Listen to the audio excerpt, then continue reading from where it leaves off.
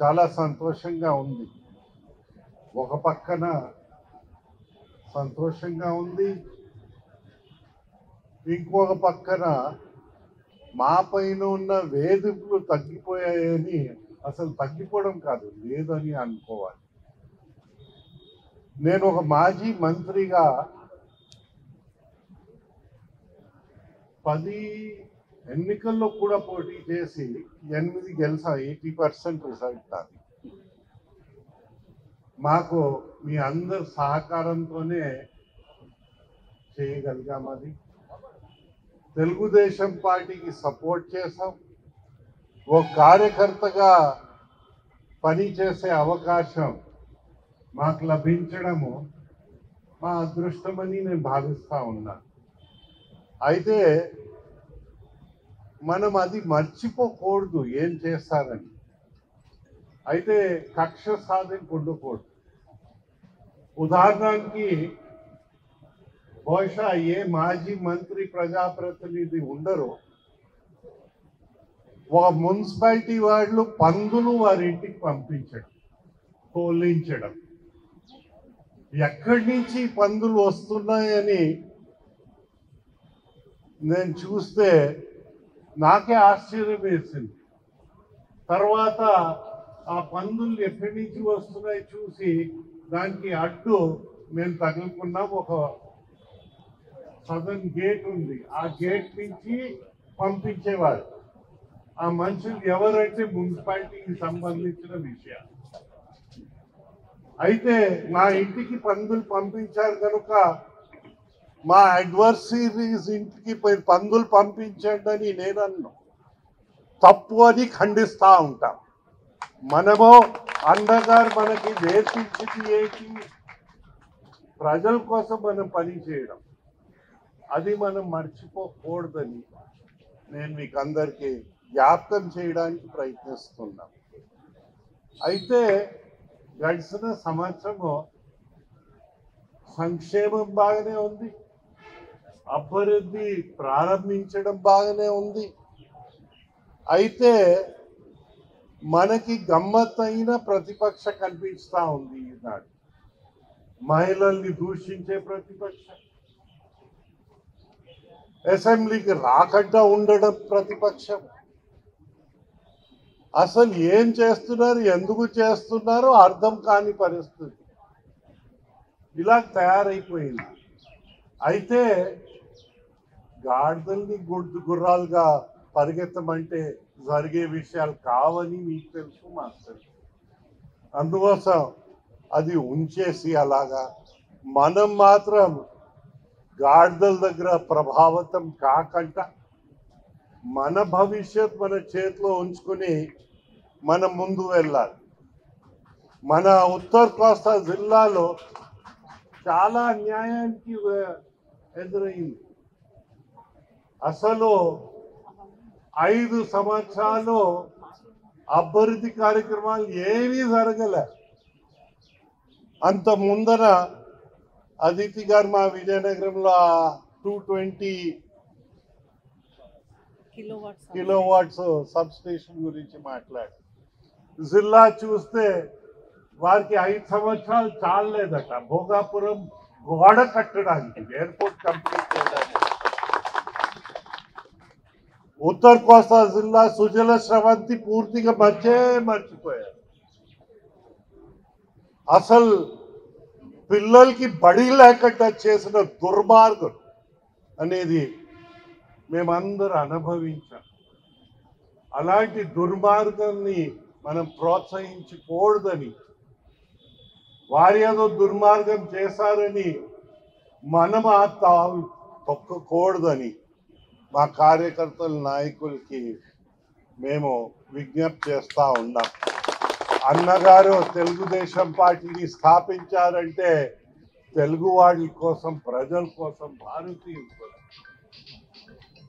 ఆ డైరెక్షన్ వారు మర్చిపోవచ్చు కానీ మనం మర్చిపోలేం. మాలాంటి మనుషులకి ఆనందం, యువతులందరూ వస్తున్నారు. ఏదైతే ఒకసారి జన్మించిన తర్వాత మరణం తప్పదు, కానీ మన ఆలోచించే విధానము, ఆ సిద్ధాంతాలు, కార్యక్రమాల్లో మార్పులు వస్తూనే ఉంటాయి.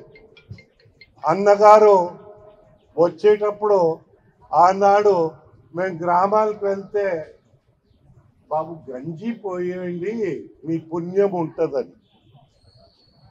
ఈరోజు మీరు గంజి పోస్తామని వెళ్ళండి, మిమ్మల్ని గంజిలో ముంచుతారని మేము మనం చేస్తాము.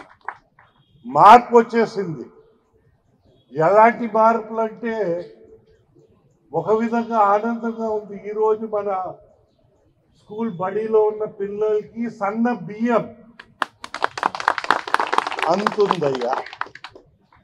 బియ్యం కూడా మంచి రకాలు మన పిల్లలు మన భవిష్యత్కి అందించలేని ఆ ప్రభుత్వాలా అని నేను అడుగుతా ఉన్నాను.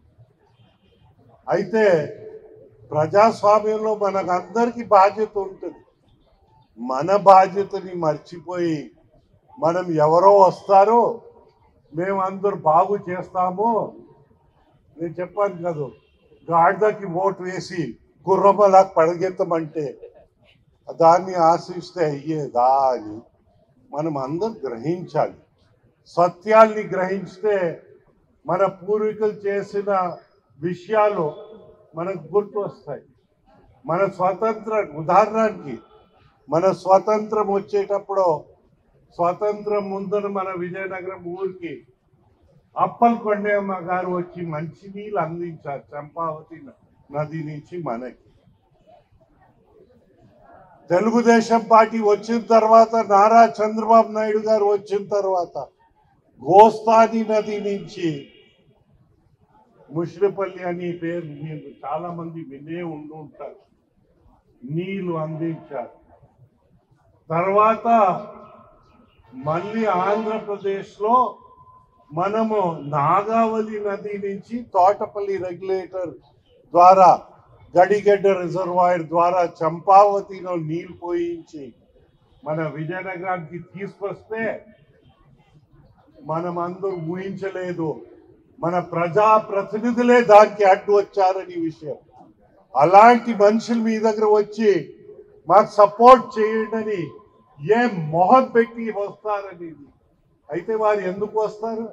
మీరందరూ మర్చిపోతారు కనుక, లేకపోతే మీ ఓటు అమ్మాలని, లేకపోతే తాగి ఆ తాగుడు మైకంలో నిర్ణయాలు తీసుకోవాలని మనం అందరూ వెళ్తే మన భవిష్యత్తుని నాశనం చేసిన వాళ్ళు అవుతాం.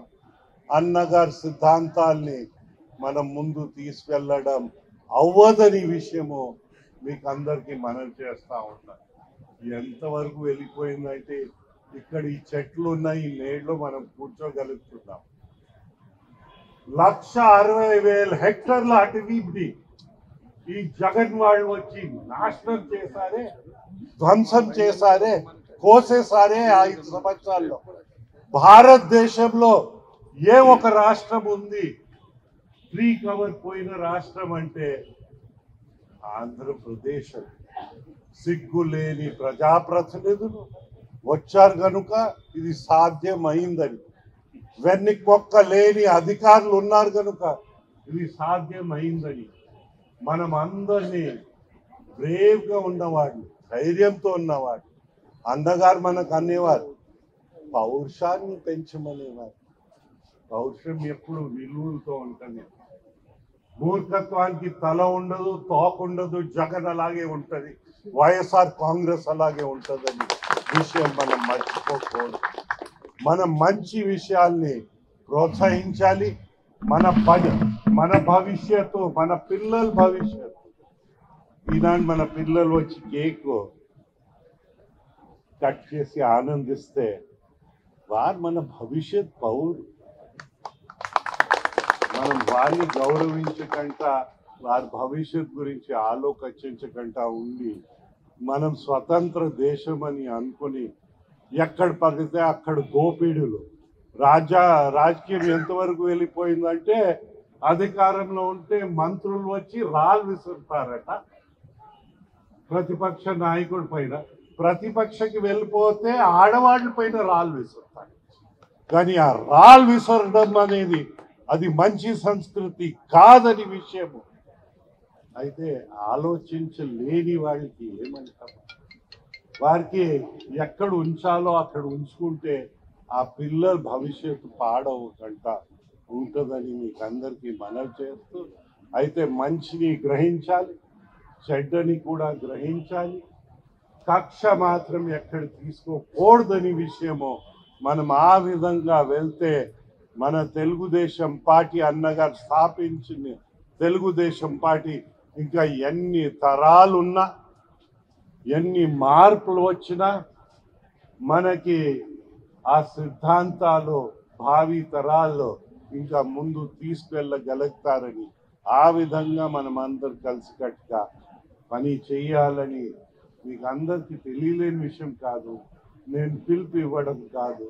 మన స్వతంత్ర వ్యక్తులుగా మన బాధ్యతని మనం గుర్తుంచుకుని ముందు వెళ్ళాలని మీకు అందరికీ విజ్ఞప్తి చేస్తూ, మనం ఒకరిని గౌరవించుతాము.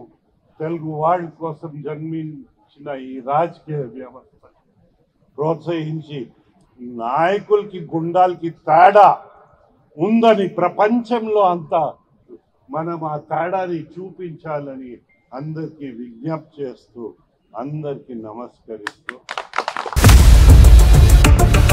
ఇండియా పాకిస్తాన్ ఉద్రిక్తతలపై లేటెస్ట్ అప్డేట్స్ కోసం డౌన్లోడ్ చేసుకోండి RTV లైవ్ యాప్.